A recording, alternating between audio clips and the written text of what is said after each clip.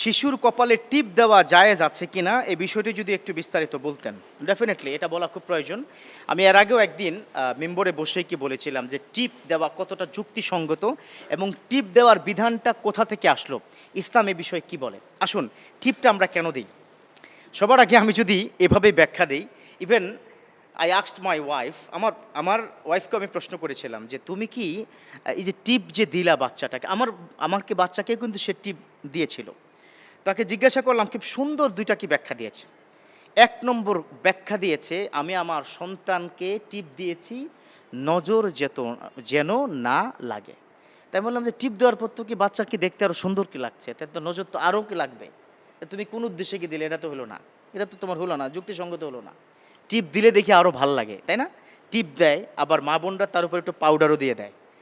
তো এই যে টিপ দেওয়ার বিধানটা কোথা থেকে আসলো, পরবর্তীতে আমি আমার ওয়াইফকে বললাম, খবরদার আমার সন্তানকে টিপ দেওয়া যাবে না। কেন যাবে না তার ব্যাখ্যা আমি এভাবে আপনাকে দিয়েছি, একটু মনোযোগ দিয়ে শুনবেন। টিপ প্রথাটা কোথা থেকে আসলো? টিপের ইতিহাস প্রথম যদি আমরা চিন্তা করি, সাইয়েদানা ইব্রাহিম আলাইহিস সালামের সময় এই টিপের ইতিহাস শুরু হয়। সাইয়েদানা ইব্রাহিম আলাইহিস সালামকে যখন আগুনের কুণ্ডুলিতে নমরুদ ফেলে দিল, হঠাৎ করে আল্লাহর পক্ষ থেকে জান্নাত থেকে ফেরেশতারা এসে সাইয়েদানা ইব্রাহিমকে সবাই ভাবে ধরে রাখলো আগুনের মধ্যে যাতে করে না পড়ে। শয়তান আসলো, এসে নমরুদকে বলল, শোনো শোনো, তুমি যাকে আগুনের মধ্যে ফেলেছ সে তো আগুনের মধ্যে পড়ে নাই, ঝুলে আছে। কারণ হলো কিছু শক্তি আছে, যেই শক্তিগুলো কিছু ফেরেশতারা আছে যাদেরকে তোমরা দেখো না, তারা এসে তাকে ধরে রেখেছে। এখন একটা কাজ, তাদের সামনে যদি কোনো নর্তকী এখানে নাচিয়ে দাও, উলঙ্গ অবস্থায় কোনো নারীকে নাচিয়ে দাও, তাহলে ফেরেশতারা চলে যাবে, সে আগুনের কুণ্ডলিতে পড়ে যাবে। খুব উল্লেখযোগ্য অথেন্টিক কিছু গ্রন্থে এভাবে ব্যাখ্যা দেওয়া হয়েছে যে ইব্রাহিম আলাইহিস সালামকে যখন ফেরেশতারা ধরলেন, শয়তান মানুষের বৃদ্ধর সুরতে এসে নমরুদকে বলল, শোনো, তুমি যাকে ফেলেছো সে কিন্তু পরে নাই, ঝুলে আছে। কেন? তুমি কেমনে বুঝলা? সত্যি তার সৈন্য বাহিনী পাঠিয়ে দেখলো সে ঝুলে আছে। কেন ঝুলে আছে, কে ধরে রাখলো, দেখি না কোন শক্তি। তখন বলল ফেরেশতা, আর ফেরেশতাদেরকে তোমরা যদি সরাতে চাও তাহলে উলঙ্গ নারীকে দিয়ে সেখানে নর্তকী সেখানে নাচাও। ঠিকই উলঙ্গ নারী এসে যখন নাচালো, ফেরেশতারা এই ধরনের ভয়াবহ এই ধরনের দৃশ্য তারা দেখতে চায় না, দেখতে পারে না। তখন নবীজিকে তারা ফেলে চলে গেলেন। তখন কুলনা ইয়া নারু কুনি বারদান ওয়া সালামান আলা ইব্রাহিম, এই শোনো আগুন, আমার বন্ধুকে এমনভাবে হয়ে যাও তুমি আগুন, সেজন্য না শীত না উষ্ণ, একটা এসি সিস্টেমে তাকে তুমি সেখানে রাখবে, সেফটি জোনে রাখবে। ওয়া সালামান আলা ইব্রাহিম, তার উপর শান্তিময় হয়ে যাও আগুন। তো ওখান থেকে যখন নমরুদ এই কাজটি করলো, ইব্রাহিম আলাইহিস সালাম কুণ্ডলের মধ্যে পড়ে গেল, তখন এই নারীদেরকে বিশেষ মর্যাদা দেওয়ার জন্য কপালে টিপ সিস্টেম চালু হয়েছে। এরা স্পেশাল নারী, এরা স্পেশাল নারী, এরা আমার এই সাম্রাজ্যের জন্য বিশাল উপকার করেছে। সেখান থেকে টিপ প্রথা চালু হয়ে ভারতীয় উপমহাদেশে ব্যাপক চালু। হিন্দু ধর্মাবলম্বী যারা কি রয়েছে তারা মূলত টিপ দেয় এখানে। টিপের প্রথাটা মূলত এখান থেকে শুরু হয়েছে, কিন্তু শিশুদের কপালে কেন এই কালো টিপটি দেওয়া হলো, যেটা কি দিয়ে, আইলাইনার কি কি যেন দিয়ে দিয়ে তারা এটা এঁকে দেয়। প্রথম কথা হচ্ছে আর নাজরু হাক্কুন, বিশ্বনবী বলেছেন নজর লাগা সঠিক, কিন্তু নজর লাগা সঠিক যেমন সঠিক, আবার এই টিপের কারণে নজর লাগবে না এটা হলো ভ্রান্ত আকীদা, এটা সঠিক নয়। এই জন্য শিশুদের কপালে টিপ দেওয়া জায়েজ নাই, সোজা কথা। কারণ শিশুদের কপালে টিপ তাকে নজর থেকে ফিরাতে পারবে না একজন, তিনি কে? আমার রব্বুল আলামিন। যদি তিনি চান কোনো ব্যক্তিকে নজর থেকে দূরে রাখতে, তিনি একা পারবেন, গোটা পৃথিবীর কেউ পারবে না, এটাই চূড়ান্ত কথা। আপনি নজর যেন না লাগে টিপ দিচ্ছেন, টিপ দিলে তো আরো সুন্দর লাগে, নজর তো আরো লাগবে। সো শিশুদের কপালে টিপ দেওয়া জায়েজ নাই। আকিকা করতে না পারলে শিশুর উপর কোনো মারাত্মক প্রভাব পড়ে কি না, এটা কিন্তু চমৎকার প্রশ্ন, এটা জবাব দেওয়া খুবই প্রয়োজন। দুই ধরনের কিন্তু এটা নিয়ে আমাদের ধারণা আছে। একটা কি ধারণা এরকম যে প্রভাব পড়ে, আরেকটা ধারণা হচ্ছে না প্রভাব পড়ে না। এ দুটোর মাঝামাঝি আমি উত্তর কি দিতে চাই। আসুন, একটা শিশু সন্তান পৃথিবীতে আসার পরে একজন পিতার কি কি দায়িত্ব। আমার বিষ্ণুই বলেছেন, তোমার যখন সন্তান হবে তখন এক নম্বর কাজ হচ্ছে তার ডান কানে আজান, বাম কানে একামত দাও। কিন্তু বর্তমান সোসাইটির মধ্যে যখন হসপিটালে হয় বলে লজ্জা হয় তার ওখানে আজান দিতে। সমস্যা কোথায়? আজানে কি লজ্জা কিসের?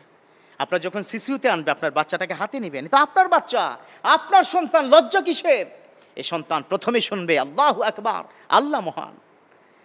সন্তানের ডান কানে আস্তে আস্তে হলো আপনি নিজে আজান দেন, হুজুর ভাড়া করেন না। হুজুর একটা ভাড়া করে কয় 1000 দিমো, তাড়াতাড়ি আজান দেন। আজানও পারে না, কি অবস্থা কি দেশের? এটা করা যাবে না। 1 নম্বর কাজ কি? আজান দাও। 2 নম্বর কাজ হলো তার একটা সুন্দর নাম রেখো এবং সাথে আকিকাটাও দাও। কারণ আকিকাটা তার উপরে কতটা প্রভাব ফেলবে বা ফেলবে না এটা একটু শুনুন। বিশ্বনবীর সাহাবা জিজ্ঞাসা করলেন, হুজুর আমি তো অনেক গরিব, how it possible to do the আকিকা, কিভাবে সম্ভব? আমি তো আদায় করতে পারছি না আকিকা দেওয়া। বিশ্বনবী বললেন, তুমি কেন আকিকা দিবা? 2টা কারণে। 1 নম্বর কারণ হলো তোমাকে শুকরিয়া জ্ঞাপন করতে হবে, আল্লাহ তোমাকে সন্তান দিয়েছে, তার শুকরিয়া জ্ঞাপন স্বরূপ তুমি আকিকাটা দাও। লা ইন শাকারতুম লা আযীদান্নাকুম, আল্লাহ নিজে বলেছেন, if you gratitude to me I will increase you lot. তুমি যদি আমার শুকরিয়া জ্ঞাপন করো আমি তোমাকে বৃদ্ধি করে দিব। কি বৃদ্ধি করে দিব? সম্মান, সুখ, শান্তি, মর্যাদা, অর্থ সম্পদ সব আল্লাহ বৃদ্ধি করে দিবেন। আবার আল্লাহ বলেছেন আয়াতের পরপরে, ওয়ালা ইন কাফারতুম ইন্না আযাবি লাশাদীদ, আর যদি তুমি না শুকরিয়া করো মনে রেখো আমার কাছে কঠিন যন্ত্রণাদায়ক শাস্তি আছে। এখন সন্তান আপনার যে হয়েছে, আপনি যদি আকিকা না দেন এই আয়াত অনুযায়ী কিন্তু শাস্তিও হতে পারে। ভয় পাবার কিছু নেই। আরে আল্লাহ তো গফুরুর রহিম, রহমানুর রহিম। আকিকা দেওয়া এটা সুন্নাহ। আকিকা দিলে 1 নম্বর লাভ হচ্ছে শুকরিয়া করেছেন আল্লাহ, আল্লাহ শুকরিয়া অনেক পছন্দ করে। আর 2 নম্বর হলো একটা জানের বিনিময়ে আপনি আর একটা জান দিয়ে দেন। কারণ হলো সন্তানের রোগ শোক তো লেগেই থাকে। এখন যে পরিমাণ গরম, এই গরমের মধ্যে শিশু সন্তান হলে আহারে কত যে রোগ হয়, বিভিন্ন রোগ বালাই লেগেই থাকে। আল্লাহ পাক তাকে যেন রোগ বালাই থেকে কি করে? হেফাজতে রাখে। এখন প্রশ্ন, হুজুর আকিকা রোগ বালাইয়ের জন্য অথবা শুকরিয়াতান, এটার কি গোশত খাওয়া যাবে? হ্যাঁ, বেশি করে খাবেন মিয়া, শুকরিয়া আল্লাহর করবেন, বেশি করে খাবেন। তাহলে আকিকার আরও কিছু প্রশ্ন এখানে কি চলে আসে? হুজুর ছেলে হলে কয়টা? 2টো। মেয়ে হলে কয়টা? 1টা। হুজুর টাকা নাই কি করব? অপেক্ষা করেন। প্রথম নিয়ম হচ্ছে 7 দিনে দেওয়া। ইমাম হাসান হোসাইনের আকিকা আমার বিশ্বনবী 7 দিনের মধ্যে দিয়েছেন, এজন্য 7 দিনের মধ্যে দেওয়াই হচ্ছে সবচাইতে উত্তম। 7-এ পারেন নাই 14তে দেন, 14তে পারেন নাই সর্বশেষ 21 দিনের মধ্যে যদি করেন আপনার সুন্নাহটা আদায় হয়ে যাবে। আর যদি সেটাও না পারেন গোটা জীবনে যখন পারবেন তখন আপনি দিয়ে দেন। এখন প্রশ্ন, আমার বাপে তো কি মারা গেছে, আমি আকিকা দেই নাই, আম্মা কইছে তোমার নামে দেওয়া হয় নাই, এখন নিজের আকিকা কি দেওয়া যাবে? ডেফিনেটলি দেওয়া যাবে, নিজের আকিকা আপনি কি দিতে পারবেন। এখন আসুন, হুজুর টাকা নাই, সামনে কোরবানি, কোরবানি না সামনে, কোরবানির জন্য কি গরু টরু কি কিনেছেন নাকি আপনারা? এখনো শুরু করেন নাই তাই না? মাশাআল্লাহ। কোরবানি সামনে, এই কোরবানির মধ্যে আপনি যেটা করতে পারেন, ইমাম আবু হানিফা রাহমাহুল্লাহ বলেছে, those people are not avail, যার অ্যাবিলিটি নাই আলাদা করে 2টো পশু কিনে 20,000 টাকা দিয়ে 2টো বকরি দেওয়া, যার অ্যাবিলিটি নাই, তিনি চাইলে কোরবানির গরুর সাথে এক ছেলের জন্য 2 ভাগ, মেয়ের জন্য 1 ভাগ দেওয়া জায়েজ আছে, জায়েজ আছে, কিন্তু সুন্নাহ না, সুন্নাহ না, দেওয়া জায়েজ আছে, আকিকা হয়ে যাবে। তাহলে যিনি প্রশ্ন করেছেন যে আকিকা যদি না দেওয়া হয় কোনো প্রভাব পড়ে কিনা, প্রশ্নের উত্তর কি পেয়ে গেছেন? এর একটা উত্তর পেয়েছি, শুকরিয়া যদি না করেন তাহলে সামান্যতম শাস্তি হলে আপনার উপরে আসবে। আর জানেরই বিনিময়ে যদি জান আপনি না দেন তার উপর রোগবালাই হতে পারে। তবে টেনশনের কিছু নাই। হুজুর তাহলে কি ধার করে কি দিয়ে দেই? না, ধার করে আকিকা দেওয়ার প্রয়োজন নাই। আকিকা, আকিকা আসলে কি? আকিকা এটা হচ্ছে সুন্নাহ, আহুয়া সুন্নাতুম মিনার রাসূলুল্লাহ সাল্লাল্লাহু আলাইহি ওয়াসাল্লাম। আকিকা একজন বাবার 4টি স্পেশাল কাজ, 4টি দায়িত্ব, 4টি অব্লিগেটরি সন্তানের জন্য। তার মধ্যে অন্যতম হচ্ছে সন্তানের নামে আকিকা দেওয়া। এখন আকিকার সাথে কোরবানি এটা নিয়ে বিশাল সংঘর্ষ, 2 গ্রুপ। এক গ্রুপ বলছে খবরদার এটা দেওয়ার কোনো সুযোগ নাই, বিশ্বনবী দেয় নাই, আমার নবীজি যেহেতু দেয় নাই দেওয়া যাবে না। আরেক গ্রুপ কি বলেছে যে আমার নবীজি তো অনেক কাজ করেননি, কিন্তু সাহাবারা নবীর উপর চিন্তা করে অনেক কাজ করেছেন, আমার নবী কি মোবাইল ইউজ করেন নাই, তাহলে এখন কি করা কি জায়েজ নাই? যাবে। তো এই ধরনের এক গ্রুপ এটা বলছে, আরেক গ্রুপ বলছে নবী করেন নাই অতএব করা যাবে না। এখন সমাধান কি? আসেন সমাধানটা নেই। প্রথম কথা হচ্ছে আকিকা এটা হচ্ছে সুন্নাহ, এই সুন্নাটা পালন করতে গিয়ে প্রথম কথা ধার কর্য করে আকিকা করা যাবে না। এখন কোরবানির সাথে আকিকা দেওয়ার বিষয়ে রাসূলুল্লাহ সাল্লাল্লাহু আলাইহি সাল্লাম তিনি কোনো মতামত দিয়েছেন কিনা। প্রথম কথা, আমার নবীজি গোটা জিন্দিগিতে তখন তো গরু এবং উটের, হ্যাঁ, আল বাকারতু আন সাবআ, বাকারা মানে গরুতে 7টি ভাগ। কয়টি ভাগ? 7টি ভাগ। আমরা কিন্তু ভাগ বলি না, আমরা বলি নাম। কি বলি? নাম। 7 নামে কোরবানি। খবরদার, নাউজুবিল্লাহ। কোরবানি এক নামে হবে, তিনি কে? আবার আরো জোরে চিৎকার করে বলতে হবে, কোরবানি এক নামে হবে, তিনি কে? আল্লাহর নামে কোরবানি হবে, কিন্তু 7 ভাগে কোরবানি হবে। যেহেতু বলেছেন আল বাকারাতু আন সাবআ, কোরবানি হচ্ছে 7 ভাগে।